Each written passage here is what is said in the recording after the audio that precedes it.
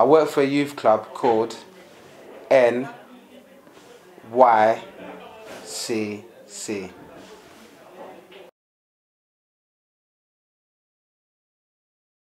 And the story of how I ended up in Edmonton, basically I was brought up in Spain, didn't get into too many good things, rather stayed to the bad side of the community. So the only answer to get better was to come back here to London. We talk to the youth workers. If we need any advice, then we can find out any advice that we need. And the youth workers aren't judgmental, so they listen to our opinions and they answer us. I'm 30 years old. I'm originally from Hackney, E8. And as a kid, growing up in that area, I got myself in the wrong crowd. I was born in Chase Farm in 1992. From then, I lived in Tottenham for 1 year. Then I moved to Edmonton Green. I lived there for like 18 years. Right now, I'm writing a rap about my life in Edmonton. I'm 18. I'm a volunteer youth worker. I'm fully Bajan. I've lived in Barbados for 7 years, and the previous 10 years I've been living in Edmonton. I'm in secondary school, 15 years old, and I go to Enfield County, just a normal girl. I live in Edmonton. I go to a school called Untitled Academy, that's in Edmonton, and I used to live in Enfield. And I come from Edmonton, that's where I live, and I'm gonna kick a few rap, and it goes like this. Can we take it back? Yeah, no, that's the sound check, don't worry, that's the sound check.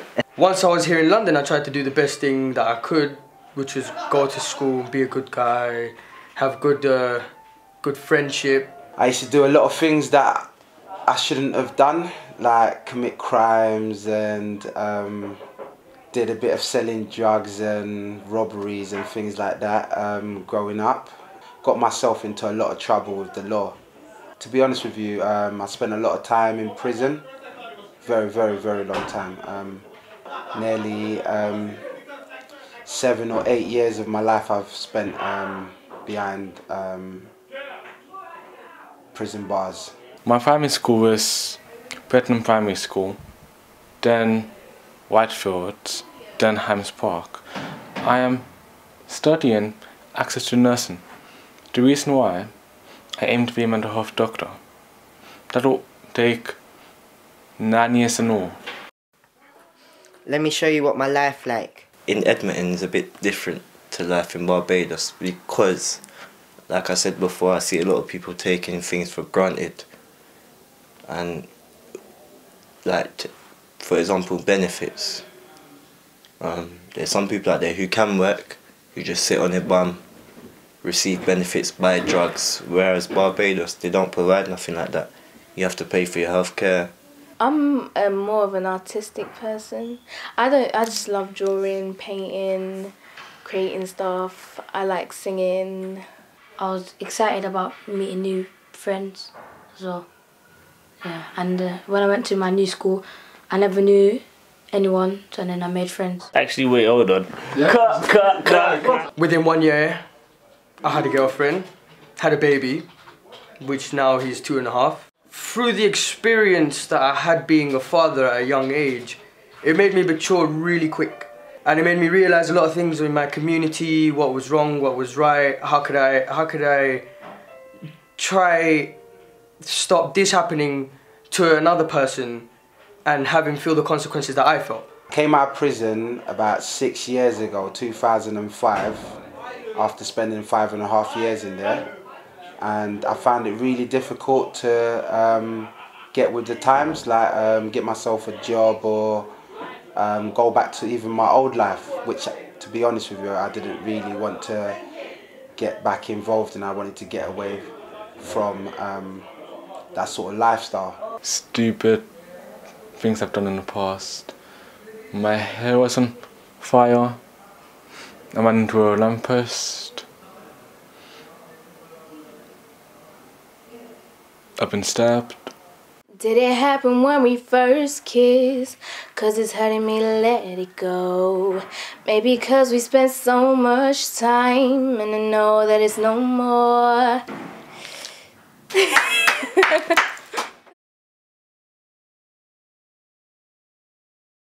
Let me show you what my life like, 'cause it ain't what you think it is. It's a coincidence, how could it been this big? 'Cause I remember when I was a kid, but now I'm fully grown up. I feel like a landmine because everybody wants to get me blown up. This is the life of mine, wrong place, going down the route of crime. Ain't far from fab, but I'm trying to get on track, trying to find my destination like a black cab. 'Cause it ain't good days, arguing and seeing kids getting robbed in the alleyways.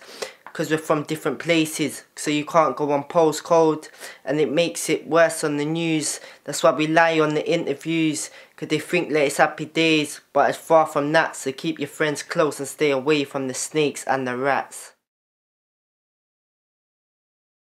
There's a man called Kelvin, and that's my youth worker, and he has a funny looking face.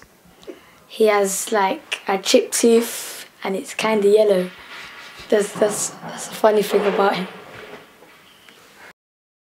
I really found it hard to get myself a job. No one wanted to employ me because of the fact of my criminal background and the stuff that I've done, my criminal record and that. It stopped me from getting a job. Well, I did try hard, I did make a lot of applications and that, but no one gave me the opportunity to show them that I was a changed person. And about a year ago, I came to NYCC and I met Alex, who's the manager. The types of mental health intrigue me, like dementia, uncomfortable uppers, schizophrenia, and also my mate's grandmom has dementia. I go there about once a week, and every time I go there, I say hi to her, I cook for her, we go to the park, but every week she forgets who I am, so I need to explain to her who I am, what my relationship is with her and her grandson. As a child, well, if I stepped out of line, yeah, I remember once I was in Barbados, I threw a stone at my neighbour, and like before I got back into the house, my mum was just coming from work and she saw the same neighbour before she saw me, and I was in the house playing my PS2, and then I looked at the door, I saw the neighbour came in first. Yeah, I saw my mum, I knew what time it was. The belt came out. I never threw a stone again at my neighbour, that's what I can say. I learned my lesson well. Well, here is like, and it's more to do with law as well. Like Barbados, if you hear the police is coming, you stop what you're doing and you just don't go back and do it again. Here, you hear the police is coming, no one seems to care. And I only opened out to my voice when I was like, I think it was this youth centre that made me want to sing more, because I started, like, I never sang in front of loads of people until I sang here. And I didn't know I was going to, like, I thought I wasn't good enough.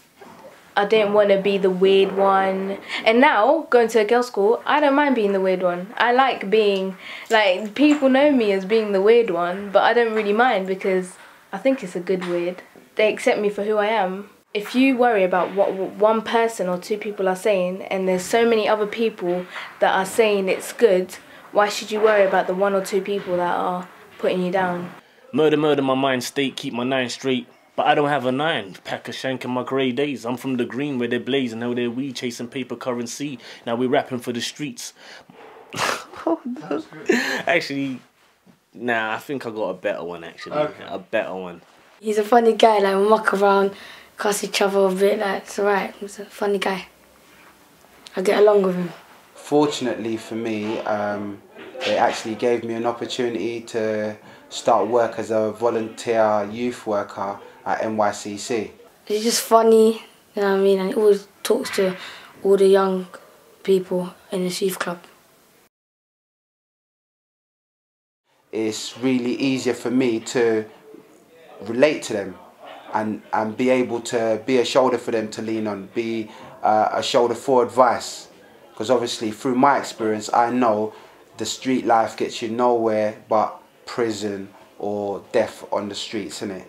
Be based somewhere, have a goal that I can actually achieve.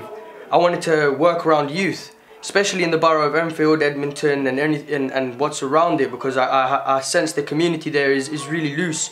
There's not really a sense of community how there was when I used to live in Spain, and it feels like everybody's out there to, it's every man for himself basically. Now my life's totally changed. I work every day, Monday right through to Saturday. On Saturdays I've got a football team that I've just started myself with a few other staff, because there's a lot of youths here like myself who enjoy football. Well, I'm not a youth, I'm not saying I'm a youth, but like myself, I enjoy football and they enjoy football a lot as well. That's another thing people take for granted as well. They just go to school not knowing that they're getting a free education, like, and they should take the most of it, make the most of it. They mess around in classes, disturb others who want to learn. Because there's so many different cultures, people kind of let loose. Because in Spain there's a lot more community, everybody, you just stick to the people you know. That's it really, and where you live people normally have their generations there. And here everybody moves around. If you want to get to somewhere, everybody's on the bus daily. It's completely different. And boy, if it wasn't that I went secondary school here, it wouldn't have changed my mind. I probably would have went back to Spain. I would have got scared. Uni as well. Well, I used to think over here was good for uni until the new uni prices come out. I'm not paying £9 a term, I'm sorry. I think I'll go back to Barbados for that. Hello, my name is Manuel Josias, and I'm gonna kick a few rap for you. I repossessed my soul from the valley of darkness, discovered buried truth from the antics of the heartless. Strong heart, solitary mind, no fear. I have the world at my feet, allowing me to persevere.